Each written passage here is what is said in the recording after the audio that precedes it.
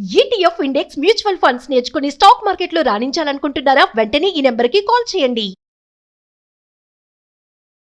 Present మనతో పాటు ఉన్నారు ఫ్యామిలీ కౌన్సిలర్, పబ్లిక్ స్పీకర్ రజనీరమ్మ గారు. నమస్తే మ్యామ్. నమస్తే మేడం, మనం రిలేషన్షిప్ మీద కొన్ని వీడియోస్ లో మాట్లాడుకుంటున్నాం కదా. అయితే కొంతమంది భర్తలు సంబంధం లేకపోయినా అనవసరంగా కూడా భార్యని తిట్టడం కానీ నిందిస్తూ ఉంటారు. అంటే ఆమె తప్పు లేకపోయినా నేను ఇక్కడ నేను హస్బెండ్, నేను మగాడిని అన్న అదొకటి ఈగో ఉంటుంది కదా. ఏం తప్పు ఉండదు, అయినా సరే ఆమెని అనడం అంటే నువ్వు నేను మాట్లాడేదానికి నువ్వు కట్టుబడి ఉండాలంతే, నువ్వు నోరెత్తొద్దు అనే ధోరణిలో ఉంటారు కొంతమంది. ఎందుకంటారు అసలు అలాగే?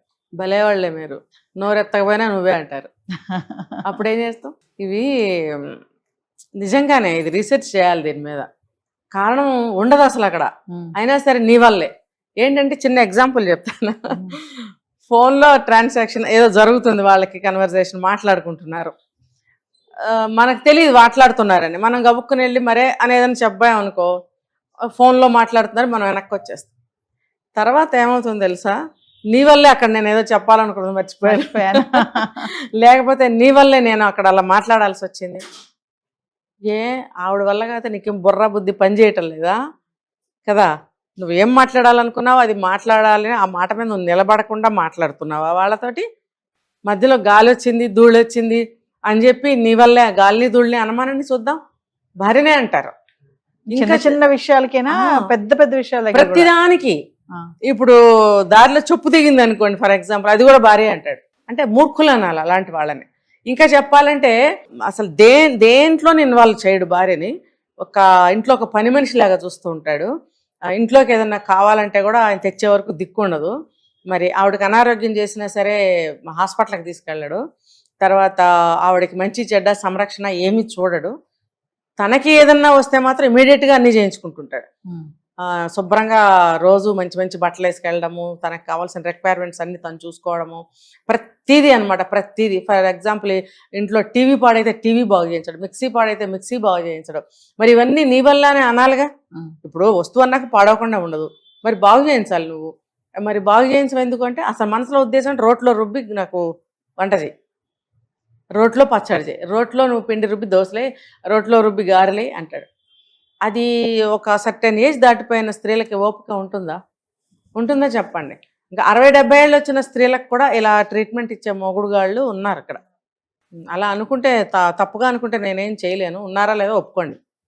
కాబట్టి ఉన్నారు కాబట్టి ప్రతిదానికి. ఇంటికి ఎవరైనా వస్తారండి, వస్తే అంతా నీ వల్లే. ఈ డైలాగు నాకు పరమ ఎలర్జెటిక్ డైలాగ్ నా లైఫ్లో. ఇది విన్నాను ఎక్కడన్నా అంటే నీ వల్లే లేకపోతే అంతా నీ వల్లే, పెద్ద తేడా లేదు రెండింటికి. ప్రతిదానికి అంతా నీ వల్లే ఎలా అవుతుందండి? ఎందుకు అవుతుంది? నీకు తల క్రాఫ్ట్ చెరిగిపోయింది, అది నీ వల్లే అంటే అది ఏమన్నా అర్థం ఉందా? ఏంటంటే నాకు దువ్వెన కనపడలేదు అంటాడు.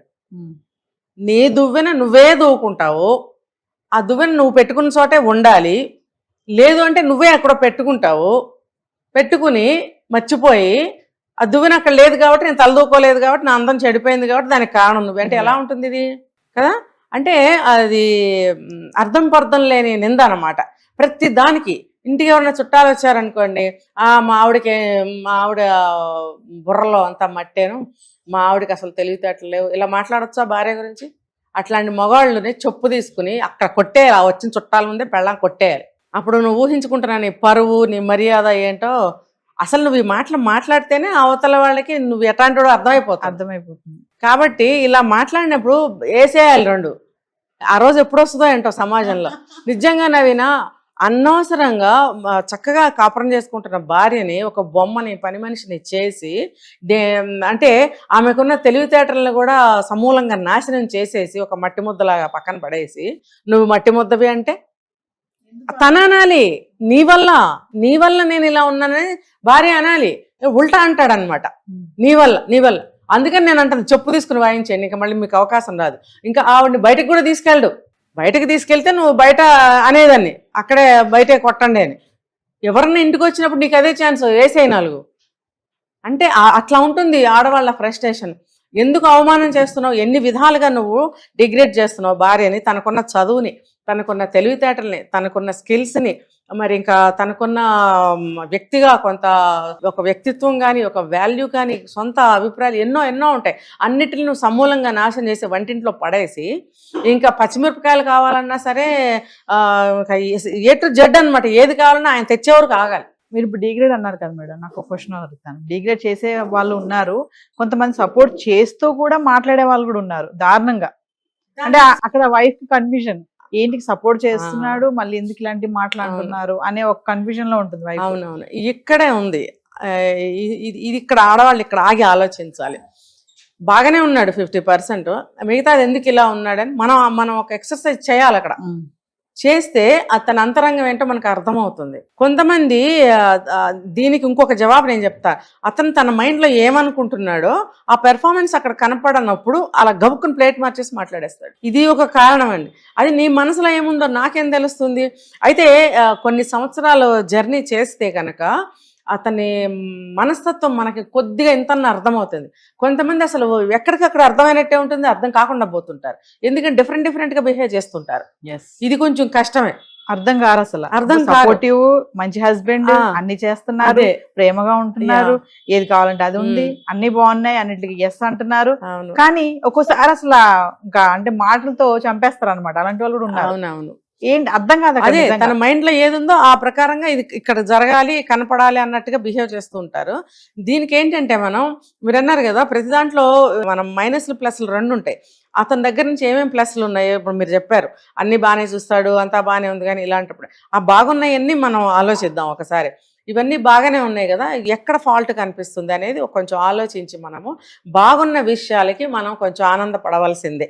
బాగోని విషయాలు అంటే ఇప్పుడు అన్ని ప్లస్లే ఉండవు జీవితంలో, అన్ని వడ్డించిన విస్తరం ఉండదు, మనం వడ్డించుకోవాలంటారు. అలాగే మిగిలిన విషయాలు ఏవైతే ఉన్నాయో ఒక్కొక్కటి మనం స్టడీ చేస్తూ ఉండాలి. ఏ పర్టికులర్ ఏ సందర్భాల్లో అతను అలాగా బిహేవ్ చేస్తున్నాడు, లేకపోతే ఏ మాటకి అతను అలా రియాక్ట్ అవుతున్నాడు అనేది మనం కొంచెం స్టడీ చేయాలి. చేసినప్పుడు కొంచెం జాగ్రత్తలు తీసుకోవటం మొదలు పెట్టాలి. కొంత జర్నీ జరగాలి. కొత్తగా పెళ్లి చేసుకుని వచ్చిన వాళ్ళకి వెంటనే ఇవన్నీ అర్థం కావు. ఇంకా చెప్పాలంటే ఒక 30-40 సంవత్సరాలు కాపురం చేసిన వాళ్ళకి కూడా అర్థం కావు ఇలాంటివి. ఎందుకంటే ప్రతిరోజు ఒక నిత్య పాఠం లాగానే ఉంటుంది, ఒక కొత్త సంఘటన లాగానే ఉంటుంది. ఎన్నని మనం స్టడీ చేయగలుగుతామంటే అక్కర్లేదు. ఒక 2-3 తీసుకుని మనము ఓహో ఇలాంటప్పుడు ఇతని మనస్తత్వం ఎలా ఉంటుంది. అప్పుడు వాళ్ళ దగ్గరికి వెళ్ళారనుకోండి, వెళ్ళినప్పుడు కొంచెం అథారిటీ చలాయిస్తూ ఉంటారు కొంతమంది. ఉన్నప్పుడు ఏంటి ఇంటి దగ్గర బాగానే ఉన్నాడు, అక్కడికి వెళ్ళి నన్నేంటి ఇలా మాట్లాడుతున్నాడు అంటే అక్కడ ఎరా పెళ్ళాం నిన్ను కొంగు కట్టేసుకుందేరా, లేకపోతే నువ్వు పెళ్ళానికి ఒక్క మాట కూడా చెప్పలేకపోతున్నావేంట్రా అనే మాటలు వస్తాయి అక్కడ. కాబట్టి అందుకని అలాంటి ఛాన్స్ వాళ్ళకి ఇవ్వకుండా కొంచెం ఆర్డర్లీగా అక్కడ బిహేవ్ చేస్తూ ఉంటాడు. అది మనం గ్రహించాలి. గ్రహించి కొంతకాలం కొంచెంసేపే కదా మనం పట్టించుకోవద్దులే అనుకుంటే సరిపోతుంది. అంటే అలా ఇంటికి వచ్చిన తర్వాత మొగుడికి మట్టికాయలేమని కాదు నేను అనేది. ఎవరికి ఇవ్వాల్సిన గౌరవం, ఎక్కడ ఇవ్వాల్సిన గౌరవం అక్కడ ఇవ్వాలండి. ఇప్పుడు మన భర్తలే మన ఇంటికి వెళ్ళాం అనుకోండి, నీ భర్త చాలా బాగా చూస్తున్నాడు అని మన పుట్టింటి వాళ్ళు అంటే మనం ఎలా పొంగిపోతాం. అలాగే వాళ్ళ ఇంటికి వెళ్ళినప్పుడు వాళ్ళ కోడలు కూడా వాళ్ళ కొడుకు అనుకూలంగా ఉంది అని అంటే వాళ్ళు కూడా సంతోషిస్తారు. ఇది తెలుసుకోకుండా మనం ఖచ్చితంగా ఇలాగే ఆలోచిస్తాం, ఇంటి దగ్గర బాగానే ఉన్నాడు ఇక్కడేంటి ఇలా ఉన్నాడని. ఇలా ఉంటుంటాయి అన్నమాట వాళ్ళ మనస్తత్వాలు. ఉన్నప్పుడు ఆ సందర్భాన్ని సమయాన్ని బట్టి మనం కొంచెంసేపు సైలెంట్ అయ్యి ఇది ఎందుకు ఇలా మాట్లాడాడు అనేది మనం కొంచెం ఆలోచించగలిగితే సమాధానం కొంతకాలానికైనా ఒక 4-5 ఏళ్ళు అయిన తర్వాత అయినా అర్థం అవుతుంది. మనం అర్థం చేసుకునే ప్రయత్నంలో కొంత సైలెన్స్ వహించాల్సిన అవసరం ఉంది. లేకపోతే ఏమవుతుందంటే బాగానే చూస్తున్నాడు కదా, అనవసరంగా మనకేదో ఇంత పెట్టారు, మనం అది ఇంకా కావాలంటే రాకపోవచ్చు అక్కడి నుంచి.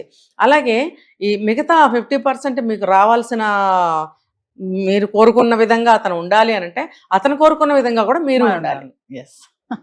Thank you.